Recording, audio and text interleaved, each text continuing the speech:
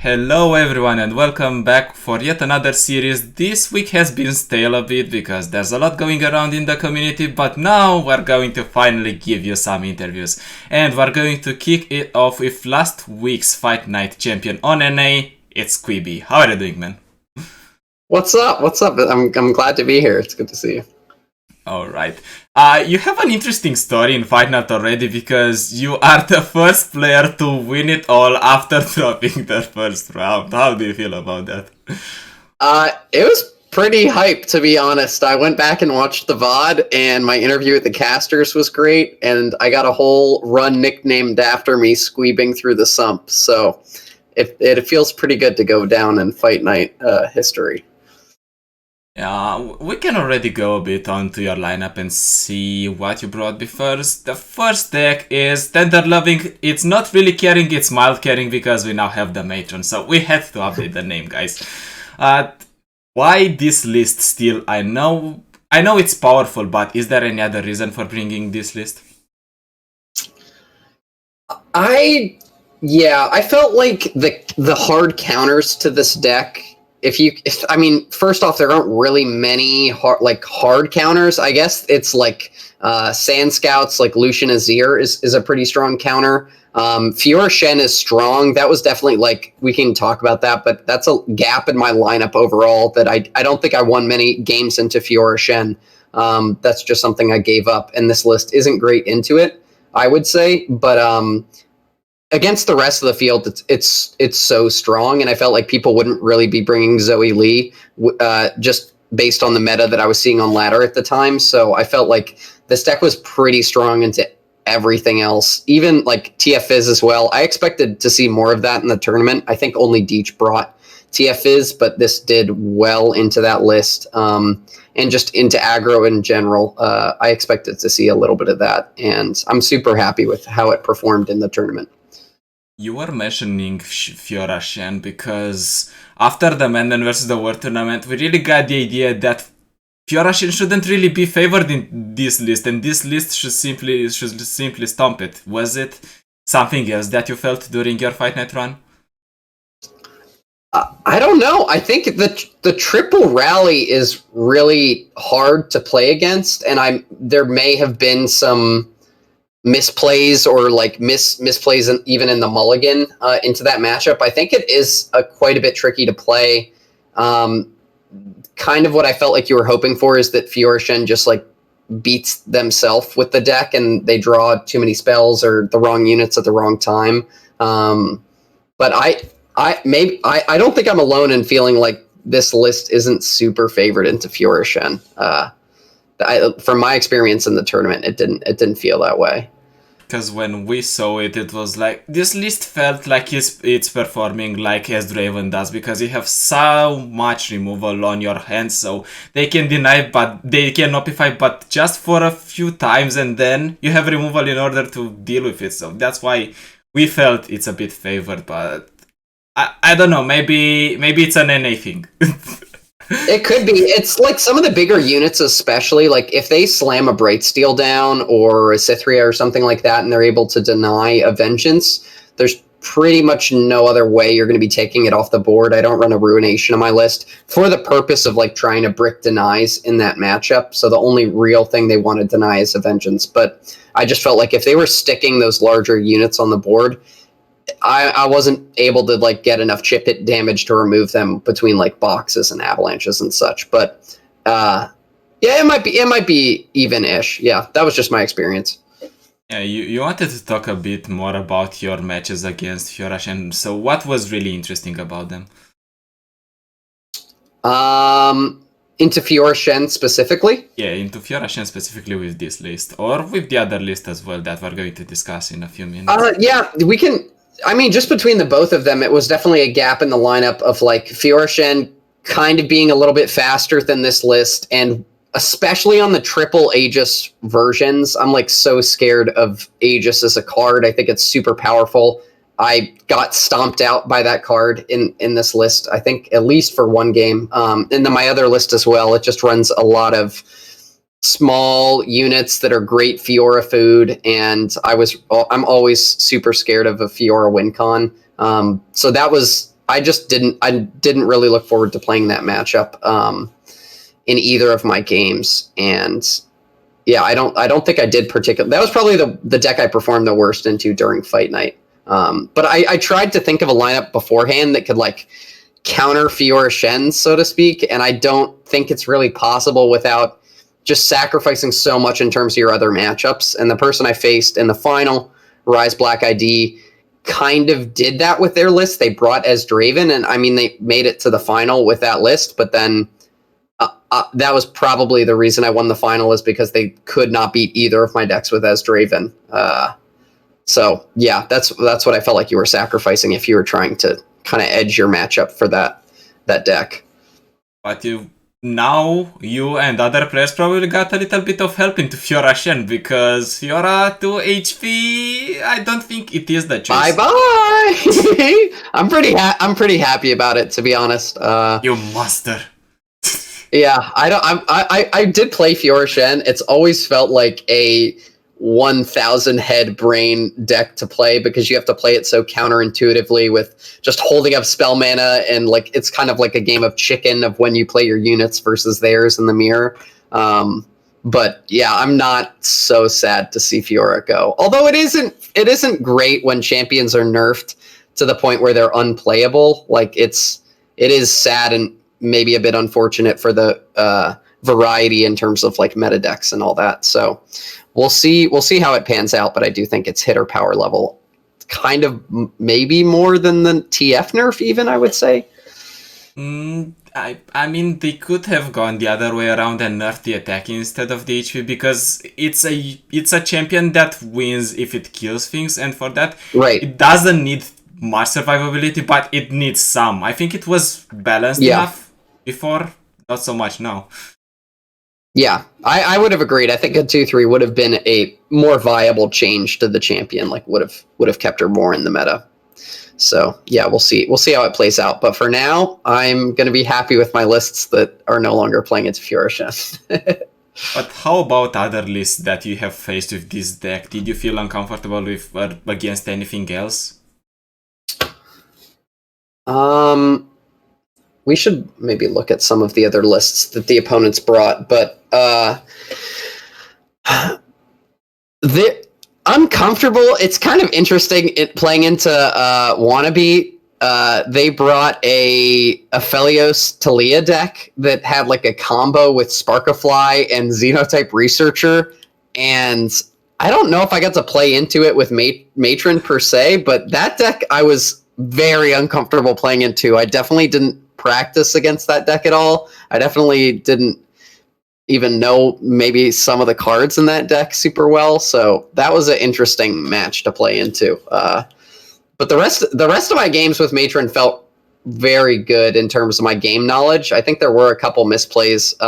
One in particular, actually, I can't remember exactly who brought.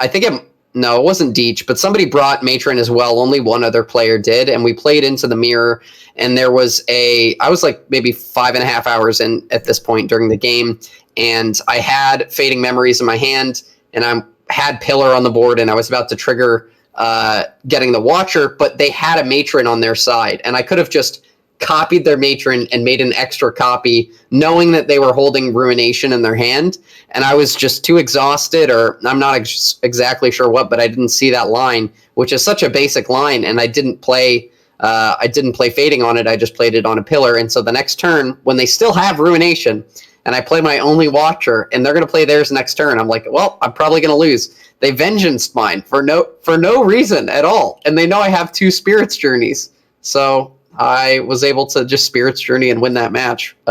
It could have ended right there, but that was a match where I don't know if it was the fatigue or what setting in, but that game I could have played a lot better. And I think the mirror, when both players draw similarly, which we had, it's very skill intensive.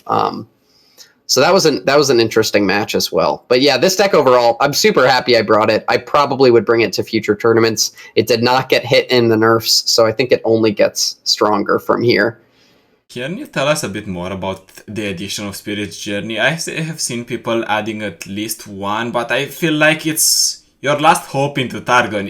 They just silence your Watcher, and you're like, all right, maybe no, maybe I just want to kill you. So we play Spirit's Journey and we kill it. Yeah, I've talked to What Am I a little bit about this in my chat as well, and like Targon is probably like favored a good bit, maybe 5% or like I guess 10%, like 55-45 maybe into Matron, just because of all, especially when Aphelios was big, because you could just hold Gravitum weapon from like the start of the game. You don't even need to use weapons. Summoning units doesn't really matter. Hold Gravitum, draw a Hush, find an Equinox, and you're probably good. If you can find like 3 Watcher answers in Targon, you're probably going to win the game. But if they have Spirit's Journey, you pretty much straight up lose. Like, they Equinox your Ephemeral Watcher, you Spirit's Journey it, they like have to Hush it immediately, or they just lose on the spot. So I just felt like Targon being so prevalent in the meta and such a strong deck, such a strong archetype, different ways to build it, like if you can tech Matron into that you know you're going to be playing into it a lot in tournament, like a one of is not enough to have. And it also doubles as like, you know, if you need to stop one big attack, you know, you can kill that unit and take it off of the board just for that one attack. So I felt like the stall potential of the card that like you sometimes have to use it as is like just an added benefit in the sense that you can just completely blow out Targon with that card. So I think one of is probably correct for ladder, unless you're seeing a bunch of Targon. But I think 2 of in tournament is necessary, like to strike fear in your Targon opponent's heart. And I think that game that they misplayed, the mirror that I played with this, they misplayed because I had 2 Spirits Journeys and they were playing around second Spirits Journey. Or they were trying to. I had it, but I mean, like it was just working the way that I had intended, where they were like always constantly in their mind thinking, "How can I still prevent this combo?" Given that they have spirits in hand, so it paid off big. I think it's a really great tech, but I did have to sacrifice 1 Ruination for it, which could be debatable depending on what you're seeing.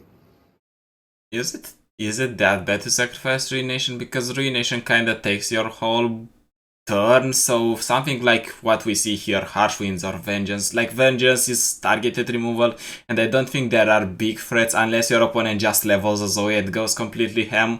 One target for the Vengeance should be fine, and Harsh Winds to stall seems fine. Why would you want a Ruination in this deck? Yeah, that you kind of outlined exactly why I cut it in the first place.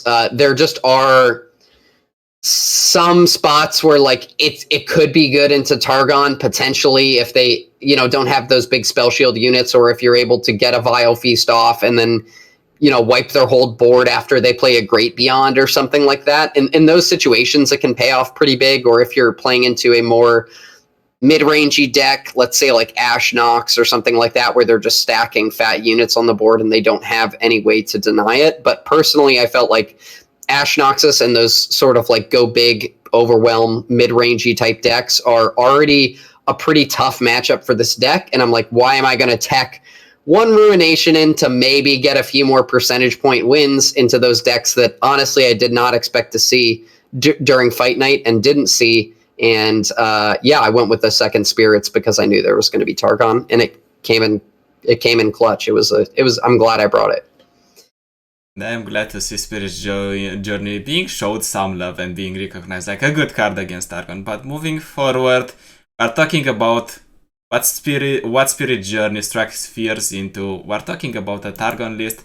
Specifically, we're talking about Aphelios TF. And it still worked out. We have seen a nerf. The deck has been played before the nerf, but it still worked out. Yeah, it's still probably very good. I have yet to play it again on ladder, but I was very happy with how this deck performed in Fight Night. Part of the reason why I brought it was because Majin brought it to tournament to seasonals and won with that lineup. And I think I mentioned this in my interview as well. Like, I am not as solid of a player per se on this deck as I am on TF Fizz. Like, I've played probably 100 matches on TF Fizz pre-nerf. But I felt like that deck was more exploitable in terms of like burn, especially into like the Henneke Nightfall deck saw a little bit of play from Deech. I just felt like as powerful as TF is, I think this is a more sort of like consistent grindy deck that is like its matchups are pretty balanced across the board. And I think one of its worst matchups is probably TF and I expected to see more, so I brought this version that has burbles and zaps and a mind meld. And mind meld is kind of like an alternate win con. It's pretty interesting. But this is this was the product of me looking at other people's seasonal lineups, what was successful, and then training with one of my partners, MTux, and the mind meld was his suggestion for that, and I'm happy that it was included. I think it did work just one match that I drew it. Maybe another match I discarded it, which is fine. But I think I got to hit for like 18 or something with it one game. Speaking about Mind Meld, my curiosity is why just one copy? Because I think it is so good and it is one of the outs for the Twisted Fate Aphelios deck if things go south, because you do not have really big units outside a big invoke and sometimes you just might win with another Mind Meld, so why just one? Yeah, that's a viable question, especially with Sketchers. I really like these big cards like Mind Melds or Judgments. If you're running a Sketcher and you can just, if you accidentally draw it early, you can just get rid of it if you don't need it in the matchup. So I think it's like less of a liability in a way, bringing it when you have a little bit of discard in your deck. But I probably would disagree slightly in that, like, I just didn't feel like I was running enough elusives, or just the idea of like being able to maintain a board long enough and then play Mind Meld and have it not just hit like one Burblefish or one Zap. It felt a little far-fetched in order to be able to just keep a board and have Mind Meld hit. And then in those situations where I have big Celestial units, a lot of the time, Mind Meld is going to be shrinking those units. There were like a couple times in the games where I looked at Mind Meld and it was going to make my 11-7 destroyer become like a 6-6 or a 7-7. And I was like, this is not an improvement. So I just felt like it's kind of enough to give you one out, but maybe if you're playing two, you're playing a little too hard into it, and you might be sacrificing some of the other strategies of the deck. But it is a viable argument, because if you hit Sisters off of Solari Priestess, that's probably enough value right there just for a Mind Meld. So it's you could go either way. I decided to opt a little less into the Mind Meld win condition and just a little more into like the grind them out temple value sort of direction of it. And I really liked Spell Thief, and I wanted to make sure that I kept 2 copies of it in my deck. It's really interesting because you mentioned the discard package with the Spaces Catcher, and I think that's the reason you might want to play 2 minors, because you said you just get rid of one early and then you still keep one. Like, you do not feel bad about it. No, you don't. I don't think it's incorrect to play 2 at all. You could argue it's the same thing as a Spirit's Journey, sort of, but I kind of see the Mind Meld is like, it's more conditional, like you have to set it up more, so I just felt like it might be better for me to run a more versatile card, such as like a Spell Thief or even a draw off of Guiding Touch or something. But it would be viable and competitive as well to run 2. And it's kind of personal preference.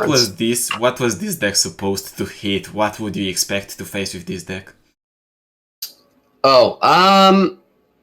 I expected to face TF I expected to face probably a little more Matron, honestly, than we did. Like, only one other player bringing it, I was a little disappointed by, in terms of like, I wanted to play that mirror and I wanted to stomp them with this deck. So that's like kind of what I expected to see. The Fiora Shen, I was not super happy when like half the field brought it, but other than that, I was pretty ready to play into any style of deck with this deck. I mean, the pre-nerf Temple and pre-nerf Aphelios is something we're all gonna miss now that it's been corrected.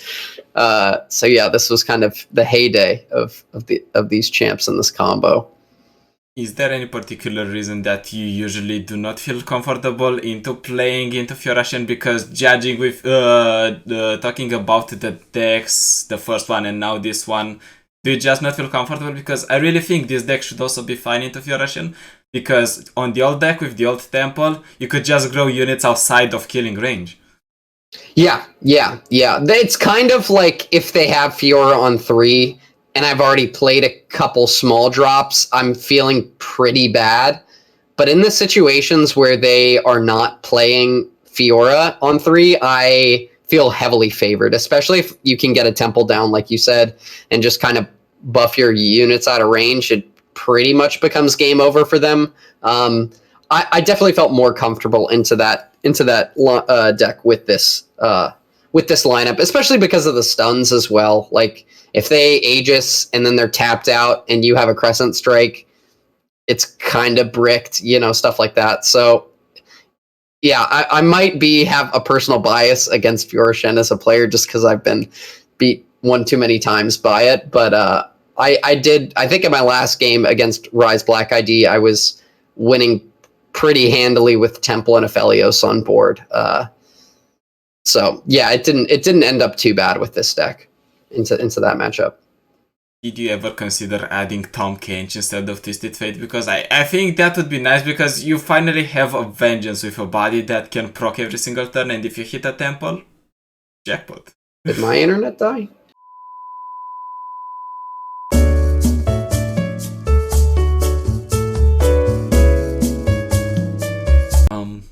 So as before, would you think like Tom Kench would be a nice addition in this deck instead of Twisted Fate, because you finally have a Vengeance with your body and it can stick because of Temple and some protection? Yep, yeah. Tom Kench would be a solid addition as well, especially if you were, in Fight Night you can't run different champs in different decks, but like from the same region. But I think he's better into decks where you really want that hard removal per se. Like TF, I think I leveled him maybe in one game and got really close in another. And so he's like high priority removal. Like I almost kind of like think of him as just like removal bait in a way. Like it's not really an all-in TF deck. I'm not running pick a card. So I kind of like that sort of like smoke and mirrors effect that TF has, where people over prioritize killing him and maybe use too much of their resources to do so. But Tom Kench is also super strong. I had not really played much on that version. I know that it was brought as well to seasonals by Kever and that crew, and they did well with it. It definitely was something I was thinking about and looking at, but opted to go again just for like sort of a more broken champion, I guess. Not broken anymore. Tom Kench is too fair. We really gotta bust out the big guns for Fight Night. Actually, how do you feel about the nerfs to Aphelios and TF? How do you think they would impact the meta, or at least the tournament meta? Yeah, that's a really good question. I think TF, we kind of talked about this a little bit. I think TF is probably still going to be like decently strong. Maybe an A tier champion. I mean, we're talking about like they moved his level up by 1, which matters in those cases where you're doing pick and then rummage and stress testing, like on a turn 5 level. But I think still overall the utility like potential for that champion is really high. And I think he'll still see some play, but maybe not dominate the tournament meta. But I think Aphelios probably won't see much play at all, unfortunately. I mean, if you think about how many times you're casting weapons over the course of the game, and it's a 50% mana nerf, like you have to pay 50% more mana for each of those weapons, it stops the turn 3 like Dusk Petal into Aphelios into Boxtopus, and that was such a strong combo. So I think people will be experimenting with Aphelios, if you could say that now, in some niche decks, or maybe they'll be too stubborn to get rid of him. But I think his power level as a champion has greatly decreased. I will probably not be bringing him in any of my lineups. I think similar players who've been like toying around with Lee Sin, Aphelios and stuff like that, he'll no longer be as good as Zoe. I think we're talking about like him dropping multiple tiers from S tier down to like maybe B tier. I think what really would hit the meta would be that incidental nerf, not nerf, but change to Aphelios' spell actually to Gifts from Beyond, because now I think it's even easier for Lee Sin decks to proc their Lee Sin if they need it. They just play a 1 mana spell.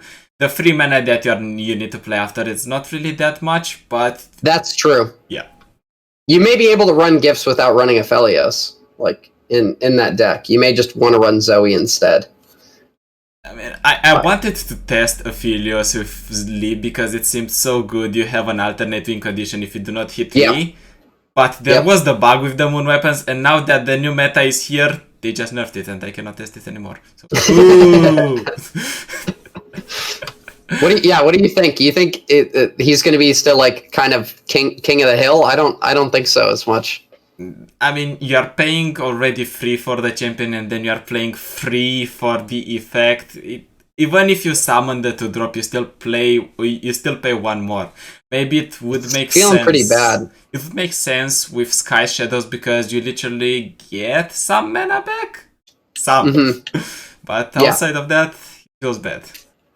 Yeah, the Temple nerf especially too. It's not... I don't think it like destroys Temple as a card. I was playing around with it a little bit today, especially in Targon, where you can kind of get those big elusive Celestials and maybe stack some attack onto them. But that side nerf as well, like you were playing Temple and Aphelios pretty much in every deck together. Like it was just an auto 6 of. So those kind of nerfs are working in tandem together to just completely decrease the power level of the champion. We're going to see. I think you might want to play Tempo Steel for the mana effect, not necessarily for the attack buff. Because I think in Targon, just cheesing mana out is so great. You just recuperate the mana, and all of a sudden you can play Star Shaping, and then you can play something like an Immortal Fire or a Destroyer, because you can still cheese the mana out, and that might pay off. Even if they don't get the buff. I fully agree. I don't think it's like a huge... I don't think it kills Temple in the same way that it killed Plaza. At all. Well, Plaza was played in board-centric decks. Like that buff really mattered because you could keep your board alive in Demacia. But here in Targon, if you have the capacity to remove or at least stall the game until you get to your big threats, it's not such a big deal. Facts. Let's move a bit back to the tournament because I really want to ask you what was your favorite moment in this fight night? Or what was the spiciest moment? The spiciest moment. That's so good. There were probably a couple. I think when Wannabe like entombed their own Sparkafly for, I think Hourglass their own Sparkafly, a 4/5, and then played Talia, and then got another one, and then they for some reason didn't open attack. I had 9 HP. They were gonna do 8 and lifesteal. They needed to lifesteal, and then they developed, and I got to Crescent Strike. Like just that whole sequence was kind of insane. Like the fact, like I didn't expect them to copy the Sparkafly, and I was like, "Oh wow, what a like that!" Kind of blew my mind because I hadn't really played into that as much. And then when they didn't open, I was also kind of blown away by that. And then I don't know if there were any like top deck wins per se, where I top decked the perfect card at the perfect time, but also probably when I played against Deech in the first round, it's not like a proud moment, but I picked I was kind of out of it, playing a little poorly, and I picked like Poro Cannon over Rummage or something when my TF was going to level if I'd picked Rummage, and I just like picked wrong for the elusive blockers. And that's kind of, I would say, like where the run started in my head, where I was like, well, maybe I'm not going to do great today, but after that, it kind of like motivated me to play better and just like not make those mistakes anymore, and I was able to do well from there. But yeah, there were several moments of like throws and comebacks throughout the course of the 6.5 hour match. It was super enjoyable. Also, just like the interview at the end with the casters was so hype, and just hearing how excited they were got me really pumped up as well. That was like my favorite moment overall. Maybe not the most hype, but the one I'll remember the most. Look at me, mom! I won! I'm in an interview! Yeah, yeah. It was cool to send to like friends and family who have no idea what Runeterra is, have no idea what streaming is, what any of this is, but they can see, you know, two guys who look like sportscasters and sound like them being like, oh, Sqweeby's so good at this game. Look at how he did. It was, yeah, it's kind of a vain, like fun moment. And it was my first big tournament win. It's kind of like one of my first big tournament entries. And so it's very motivating to have that kind of performance in one of your first, you know, big competitive moments. But you also mentioned that there were some people that helped you along, and since we are going near the end of the interview, I would like, if possible, to tell us who helped you along the way, who's supporting you, because they need to get the moment of glory as well. 100%. Yeah, I shouted them out as well during my interview at the end.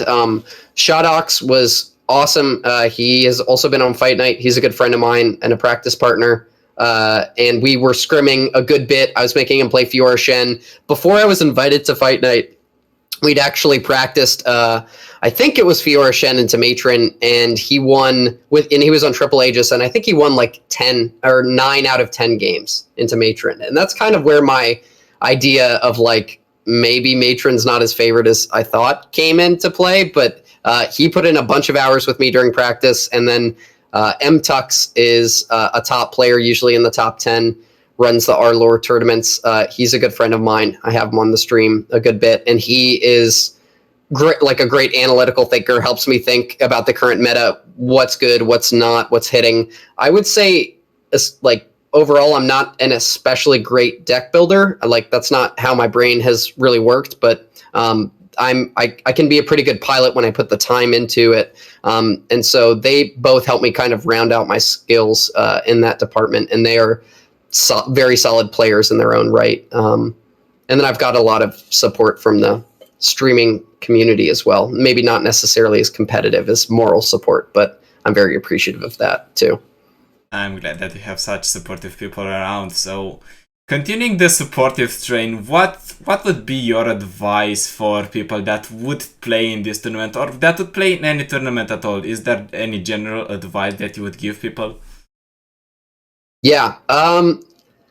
If it's like you're one of your first times getting into tournaments and you're really excited about Legends of Runeterra, like I am and other players are, I would say, like, take it seriously. Actually prepare for it like you're going to prepare for a big test or something like that. Don't like put so much pressure on yourself, but don't net deck random decks and then queue them up in tournament. You've never played them before, or you've played them less than 10 games. Like, talk to other players. There's such a great community in Legends of Runeterra of players just wanting to share their knowledge because it's such a new game. And so if you are able to watch a streamer, get in a chat, find a Discord that you like, there's a ton of people who are great players who are just down to help and share their knowledge with new and interested, like, people who are interested in the game. So if you can find people like that you connect with and you like, putting in time with them, practicing your lineups, you know, talking about what you're seeing a lot on ladder, what would be good into those decks. Kind of like,